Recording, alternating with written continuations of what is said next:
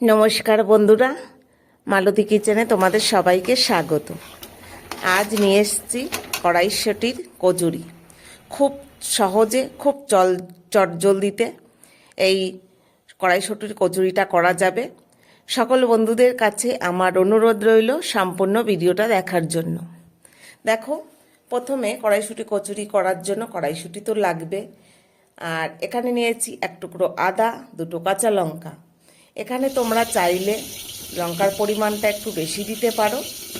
প্রথমে কড়াইশুঁটিটাকে একটু পেস্ট করে নিতে হবে, বা তোমরা যদি খুব সহজে করতে চাও আগে কড়াইশুঁটিটাকে একটু সেদ্ধ করে নিতে পারো, কিন্তু আমি সেদ্ধ করিনি, আমি কাঁচা পেস্ট করেছি।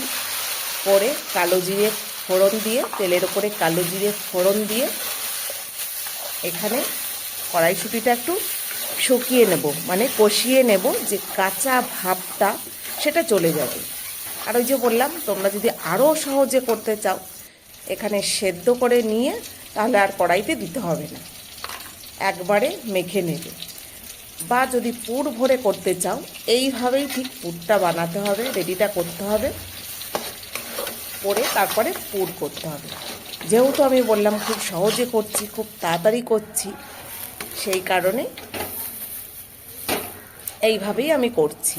তো দেখো, মোটামুটি যে কাঁচা ভাবটা একটা গন্ধ ছিল সেটা কিন্তু চলে গেছে। এবার আরেকটু জল আছে, শুকিয়ে নেব। আর এর কালারটা অন্যরকম হয়ে গেছে, আর কষাতে কষাতে কেমন একটা আঠলো ভাব হয়ে আসে। এখানে আমি দেখো আটা নিয়েছি, ময়দা ব্যবহার করিনি, সম্পূর্ণ আটা। আর আটার জন্য যতটা নুন লাগবে আর সামান্য তেল দিয়ে একটু হালকা করে ময়াম দিয়ে নিতে হবে। তারপরে দেখো, এই যে বললাম যে খুব সহজে করছি, সেই জন্য আটা আর এই যে কড়াইশুঁটির যে পুরটা রেডি করেছি আমি এটাকে একসঙ্গে মেখে নেব। তো প্রথমে জল দিলাম না, এই কড়াইশুঁটিটা দিয়েই আগে মেখে নিতে হবে। খুব গরম আছে, আর এটা গরম গরম অবস্থাতে মাখলেও হবে, ঠান্ডা যেহেতু আমার সময় কম তার জন্য এই কড়াইতে নিয়ে নিয়েছি যাতে ঠান্ডা ভাবটা কমে যায়।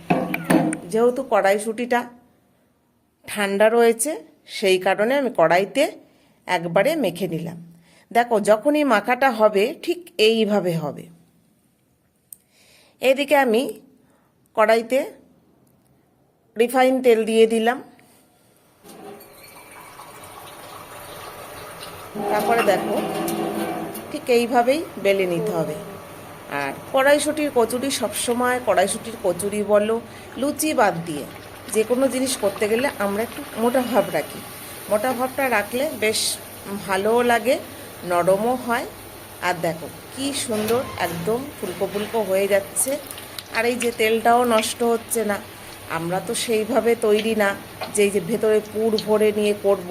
পুর ভরে করতে গেলে কি বলো তো, একটু হলেও বেরোয়। তারপরে একটা দুটো খাওয়ার পরে যেন শরীরটা আইঢাই করতে লাগে, একদম যেন ভালো লাগে না, দুপুরে আর ভাত খেতে ভালো লাগে না।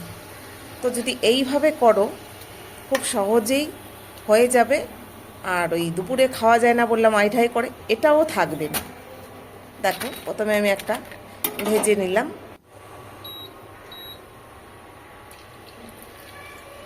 তারপরে দেখো আবারও দিচ্ছি। এবার যেহেতু তেলটা ভালো গরম হয়ে গেছে, এখন আমি দুটো তিনটে করে ছাড়ব, যেহেতু খুব তাড়াতাড়ি হয়ে যাবে।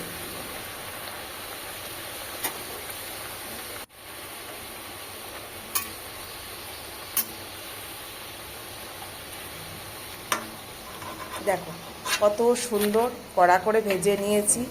আর এটা একটু এইভাবেই ভাজতে হয়, নাহলে ওই যে বললাম যে কড়াইশুঁটির একটু কাঁচা কাঁচা গন্ধটা আসে। একটু কড়া করে ভেজে নিলে বেশ ভালো লাগবে। আর এই কড়াইশুঁটি কচুরির জন্য আমি আলুর তরকারি করেছি, আলু টমেটো দিয়ে কাঁচা লঙ্কা দিয়ে বেশ একটা সুন্দর তরকারি করেছি, ঝাল ঝাল মিষ্টি মিষ্টি। এটা দিয়ে খেতে বেশ ভালো লাগে। আর সব থেকে ভালো লাগে কি বলো তো, সস দিয়ে, যেটা টক ঝাল মিষ্টি সস, ওটা দিয়ে খেলে কিন্তু ভীষণ ভালো লাগে। আমি তরকারি করেছি ঠিকই, কিন্তু আমার কাছে ওই সসটা দিয়ে খেতে কিন্তু ভীষণ ভালো লাগে। তো বন্ধুরা, পারলে আমার মতন এইভাবে একটু করে দেখো। কড়াইশুঁটি তো খুব আছে আর খুব সহজে হয়ে যায়। একদম যারা না পারে তারা খুব চটজলদি এটা করতে পারবে। আর খুব সুন্দর, খুব লোভনীয় হয়েছে। আর ভিডিওটা ভালো লাগলে লাইক, কমেন্ট, শেয়ার, সাবস্ক্রাইব করে দিও। দেখা হবে পরের ভিডিওতে। ভালো থাকো, সুস্থ থাকো।